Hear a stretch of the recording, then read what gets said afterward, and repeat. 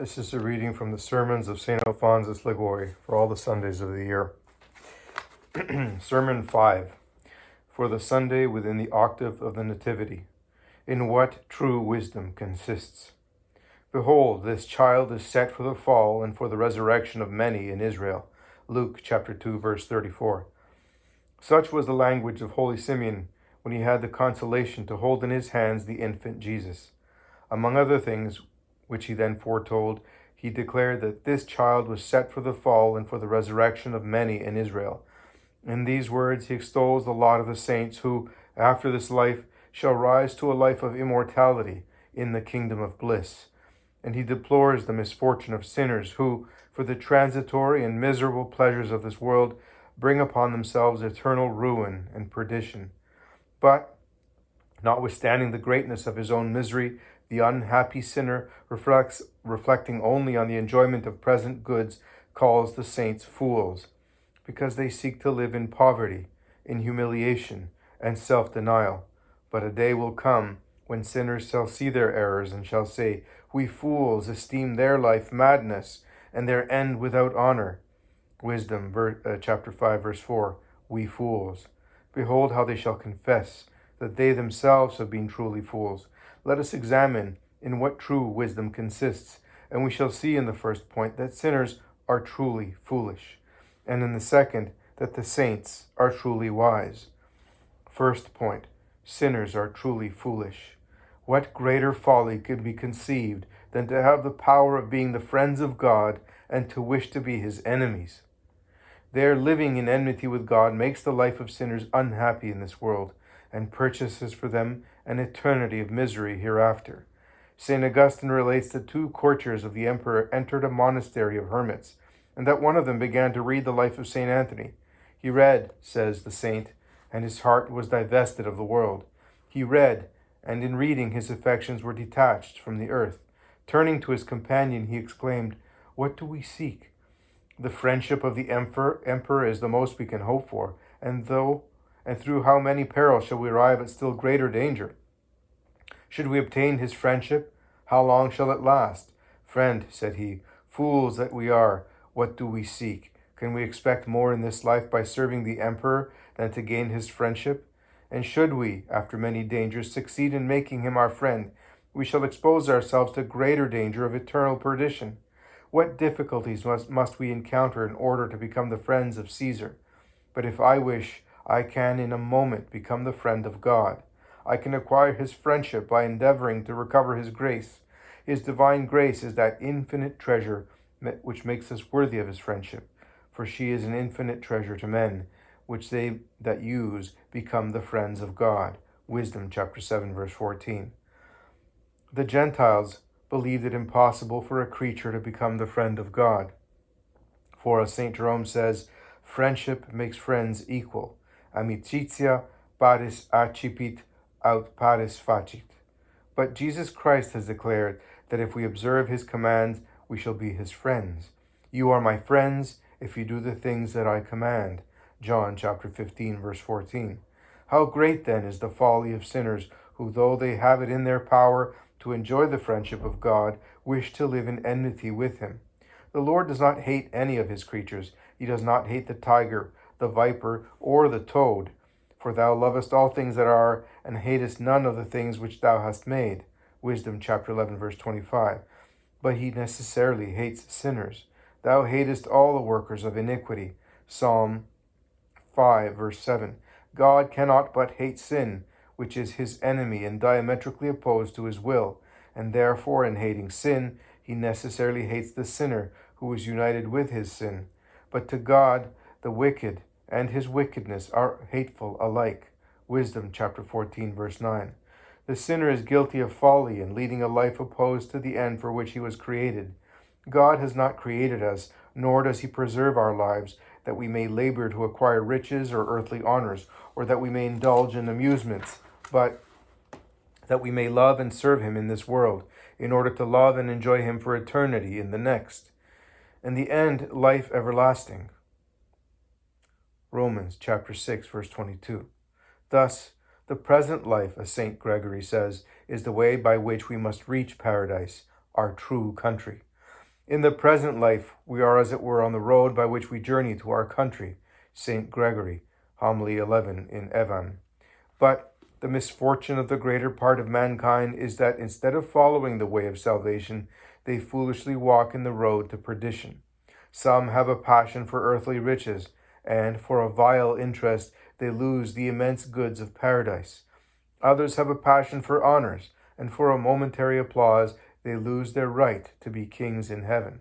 Others have a passion for sensual pleasures, and for transitory delights they lose the grace of God and are condemned to burn forever in a prison of fire. Miserable souls! If in punishment of a certain sin their hand was to be burned with a red-hot iron, or if they were to be shut up for 10 years in a dark prison, they certainly would abstain from it. And do they not know that in chastisement of their sins they shall be condemned to remain forever in hell, where their bodies, buried in fire, shall burn for all eternity? Some, says St. John Chrysostom, Homily de Recup Laps, to save the body, choose to destroy the soul. But do they not know that in losing the soul their body shall be condemned to eternal torments? If we neglect the soul, we cannot save the body. In a word, sinners lose their reason and imitate brute animals that follow the instinct of nature and seek carnal pleasures without ever reflecting on their lawfulness or unlawfulness. But to act in this manner is, according to St. Chrysostom, to act not like a man, but like a beast. Hominem illum dicimus, says the saint, qui imaginem hominis salvam retinet, quae autem est imago hominis, rationalem esse. To be men, we must be rational, that is, we must act, not according to the sensual appetite, but according to the dictates of reason. So normally when I read a Latin phrase, the translation of it either is immediately before or right after the reading of the phrase. I won't omit reading the Latin phrases because there are people who still understand Latin. If God gave to beasts the use of reason, and if they acted according to its rules, we should say that they acted like men. And it must, on the other hand, be said that the man whose conduct is agreeable to the senses, but contrary to reason, acts like a beast. He who follows the dictates of reason provides for the future. Oh, that they would be wise and would understand and would provide for their last end. Deuteronomy chapter 22, verse 29. He looks to the future, that is, to the account he must render at the hour of death, after which he shall be doomed to hell or to heaven, according to his merits. Non est sapiens, says Saint Bernard, qui sibi non est. Lib de concid. Sinners think only of the present, but regard not the end for which they were created. But what will it profit them to gain all things if they lose their last end, which alone can make them happy? But one thing is necessary, Luke chapter 10, verse 42. To attain our end is the only thing necessary for us. If we lose it, all is lost. What is this end? It is eternal life. Finem vero vitam aeternam. During life, sinners care but little for the attainment of their end. Each day brings them nearer to death and to eternity, but they know not their destination. Should a pilot who is asked whither he is going answer he did not know? Would not all, says St. Augustine, cry out that he was bringing the vessel to destruction? Fac hominem perdidisse, quo tendit et dicatur quois et dicat nescio, non iste navem ad naufragium perducit? The saint then adds, talis es qui curit praeter viam. Such are the wise of the world, who know how to acquire wealth and honors and to indulge in every kind of amusement, but know not how to save their souls. How miserable the rich glutton, who, though able to lay up riches and to live splendidly, was, after death, buried in hell. How miserable Alexander the Great, who, after gaining so many kingdoms, was condemned to eternal torments. How great the folly of Henry VIII, who rebelled against the church, but seeing at the hour of death that his soul should be lost, cried out in despair, "Friends, we have lost all."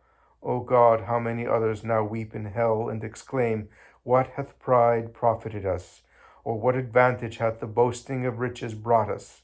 All those things are passed away like a shadow. Wisdom chapter 5, verse 8. In the world we made a great figure. We enjoyed abundant riches and honors, but now all is passed away like a shadow, and nothing remains for us but to suffer and weep for eternity. St. Augustine says that the happiness which sinners enjoy in this life is their greatest misfortune. Nothing is more calamitous than the felicity of sinners, by which their perverse will, like an internal enemy, is strengthened. Ephesians vi ad Marcelline. In fine, the words of Solomon are fulfilled with regard to all who neglect their salvation. Mourning taketh hold of the end of joy. Proverbs chapter 14, verse 13. All their pleasures, honors, and greatness end in eternal sorrow and wailing. Whilst I was beginning, he cut me off. Isaiah chapter 38, verse 12. Whilst they are laying the foundation of their hopes of realizing a fortune, death comes, and cutting the thread of life, deprives them of all their possession, and sends them to hell to burn forever in a pit of fire. What greater folly can be conceived than to wish to be transformed from the friend of God into the slave of Lucifer, and from the heir of paradise to become by sin doomed to hell? For the moment a Christian commits a mortal sin, his name is written among the number of the damned. St. Francis de Sales said that if the angels were capable of weeping, they would do nothing else than shed tears at the sight of the destruction which a Christian who commits mortal sin brings upon himself. Oh, how great is the folly of sinners who, by living in sin, lead a life of misery and discontent. All the goods of this world cannot content the heart of man, which has been created to love God, and can find no peace out of God. What are all the grandeurs and all the pleasures of this world but vanity of vanities? Ecclesiastes chapter 1, verse 2. What are they but vanity and vexation of spirit? Ibid chapter 4, verse 16. Earthly goods are, according to Solomon, who had experience of them, vanity of vanities, that is, mere vanities, lies, and deceits. They are also a vexation of spirit. They not only do not content, but they even afflict the soul, and the more abundantly they are possessed, the greater the anguish which they produce. Sinners hope to find peace in their sins, but what peace can they enjoy? There is no peace to the wicked, saith the Lord. Isaiah chapter 98, verse 22. I abstain from saying more at present on the unhappy life of sinners. I shall speak of it in another place. At present, it is enough for you to know that God gives peace to the souls who love him, and not to those who despise him. Instead of seeking to be friends of God, sinners wish to be the slaves of Satan, who is a cruel and merciless tyrant to all who submit to his yoke. Crudelis est, et non miserebitur. Jeremiah chapter 6, verse 23. And if he promises delights, he does it, as St. Cyprian says, not for our welfare, but that we may be the companions of his torments in hell. Ut abiet socios pene socios Gehenna. Second point, the saints are truly wise. Let us be persuaded that the truly wise are those who know how to love God and to gain heaven. Happy the man whom God has given the science of the saints. Dedit illi scientiam sanctorum. Wisdom chapter 10, verse 10. Oh, how sublime the science which teaches us how to know how to love God and to save our souls. Let me reread that sentence. Oh, how sublime the science which teaches us to know how to love God and to save our souls. Happy, says St. Augustine, is the man who knows God, although he is ignorant of other things. They who know God, the love which he merits, and how to love him, stand not in need of any other knowledge. They are wiser than those who are masters of many sciences, but know not how to love God. Brother Egidius of the order of St. Francis once said to St. Bonaventure, Happy you, O Father Bonaventure, who are so learned, and who by your learning can become more holy than I can, who am a poor ignorant man. Listen, replied the saint. If an old woman knows how to love God better than I do, she is more learned and more holy than I am. At hearing this, Brother Egidius exclaimed, Oh, poor old woman, poor old woman. Father Bonaventure says that if you love God more than he does, you can surpass him in sanctity." This excited the envy of St. Augustine and made him ashamed of himself. "Surgiunt indocti," he explained, "irrapiunt celum." Alas, the ignorant rise up and bear away the kingdom of heaven. And what are we, the learned of this world, doing? Oh, how many of the rude and illiterate are saved, because though unable to read, they know how to love God. How many of the wise of the world are damned.